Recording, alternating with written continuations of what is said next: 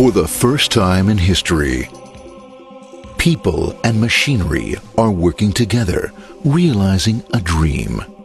A uniting force that knows no geographical boundaries without regard to race, creed, or color. A new era where communication truly brings people together. This is the dawn of the net. Want to know how it works? Click here to begin your journey into the net. Now, exactly what happened when you clicked on that link? You started a flow of information. This information travels down into your own personal mailroom, where Mr. IP packages it, labels it, and sends it on its way. Each packet is limited in its size. The mailroom must decide how to divide the information and how to package it. Now, the package needs a label containing important information, such as sender's address, receiver's address, and the type of packet it is.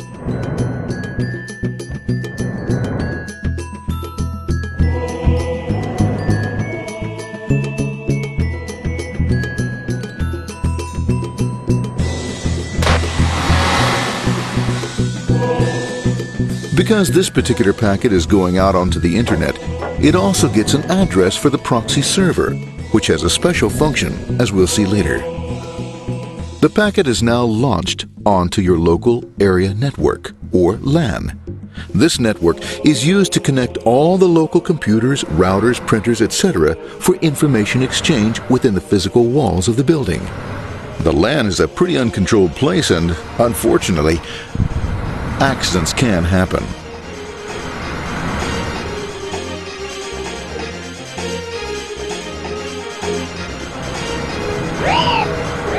The highway of the LAN is packed with all types of information.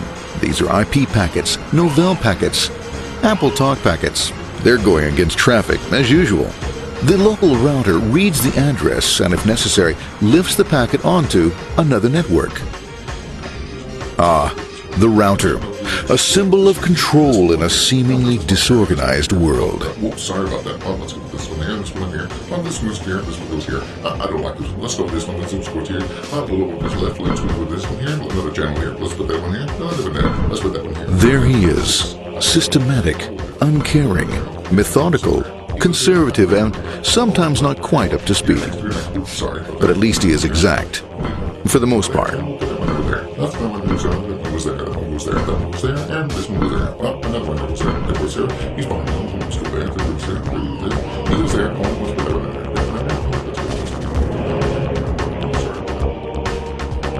there. As the packets leave the router, they make their way into the corporate intranet and head for the router switch. A bit more efficient than the router switch plays fast and loose with IP packets, deftly routing them along their way.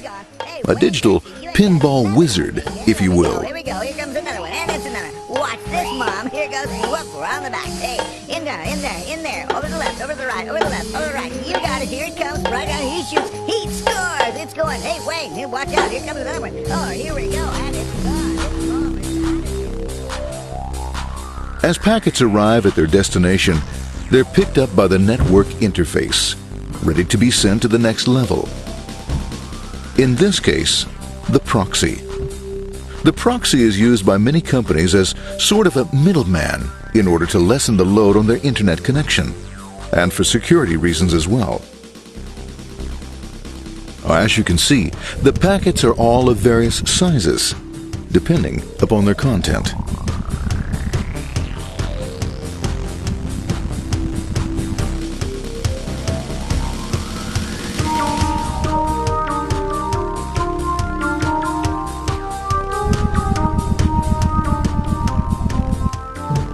The proxy opens the packet and looks for the web address, or URL.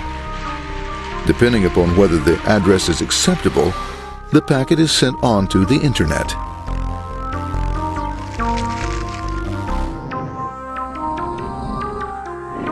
There are, however, some addresses which do not meet with the approval of the proxy, that is to say, corporate or management guidelines. these are summarily dealt with.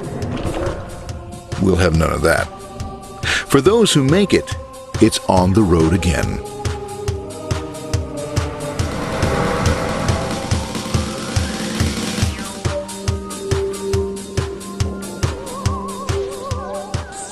Next up, the firewall.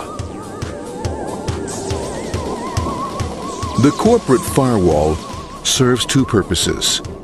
It prevents some rather nasty things from the internet from coming into the intranet, and it can also prevent sensitive corporate information from being sent out onto the internet. Once through the firewall, a router picks up the packet and places it onto a much narrower road, or bandwidth, as we say. Obviously, the road is not broad enough to take them all. Now you might wonder what happens to all those packets which don't make it along the way. Well, when Mr. IP doesn't receive an acknowledgement that a packet has been received in due time, he simply sends a replacement packet. We are now ready to enter the world of the Internet. A spider web of interconnected networks which span our entire globe. Here, routers and switches establish links between networks. Now, the net is an entirely different environment than you'll find within the protected walls of your LAN. Out here, it's the Wild West. Plenty of space, plenty of opportunities, plenty of things to explore and places to go. Thanks to very little control and regulation, new ideas find fertile soil to push the envelope of their possibilities. But because of this freedom, certain dangers also lurk. You'll never know when you'll meet the dreaded ping of death. A special version of a normal request ping, which some idiot thought up to mess up unsuspecting hosts. The paths our packets take may be via satellite, telephone lines, wireless, or even transoceanic cable. They don't always take the fastest or shortest routes possible, but they will get there. Eventually. Maybe that's why it's sometimes called the worldwide wait. But when everything is working smoothly, you can circumvent the globe 5 times over at the drop of a hat. Literally. And all for the cost of a local call or less. Near the end of our destination, we'll find another firewall. Depending upon your perspective as a data packet, the firewall could be a bastion of security or a dreaded adversary. It all depends on which side you're on and what your intentions are. The firewall is designed to let in only those packets that meet its criteria. This firewall is operating on ports 80 and 25. All attempts to enter through other ports are closed for business.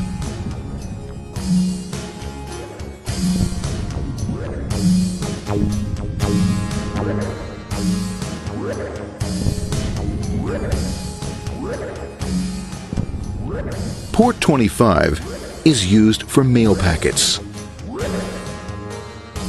while Port 80 is the entrance for packets from the Internet to the web server. Inside the firewall, packets are screened more thoroughly. Some packets make it easily through customs, while others look just a bit dubious. Now, the firewall officer is not easily fooled, such as when this ping of death packet tries to disguise itself as a normal ping packet. It's okay, go on, it's okay, no problem. Have a nice day. Be out of here. Bye. For those packets lucky enough to make it this far, the journey is almost over. It's just a line up on the interface to be taken up into the web server. Nowadays, a web server can run on many things, from a mainframe to a webcam to the computer on your desk, or why not your refrigerator? With a proper setup, you can find out if you have the makings for chicken cacciatore or if you have to go shopping. Remember, this is the dawn of the net. Almost anything's possible. One by one, the packets are received, opened, and unpacked. The information they contain, that is, your request for information, is sent on to the web server application.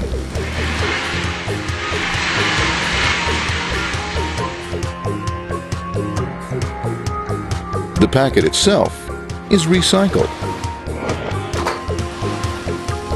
ready to be used again, and filled with your requested information.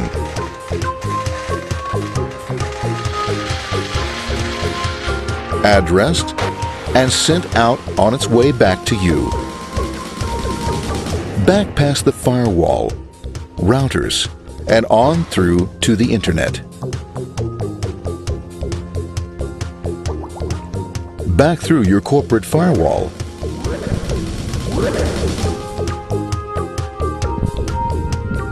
And onto your interface. Ready to supply your web browser with the information you requested.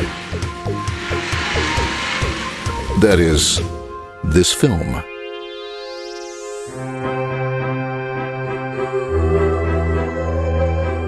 Pleased with their efforts and trusting in a better world, our trusty data packets ride off blissfully into the sunset of another day, knowing fully they have served their masters well. Now, isn't that a happy ending?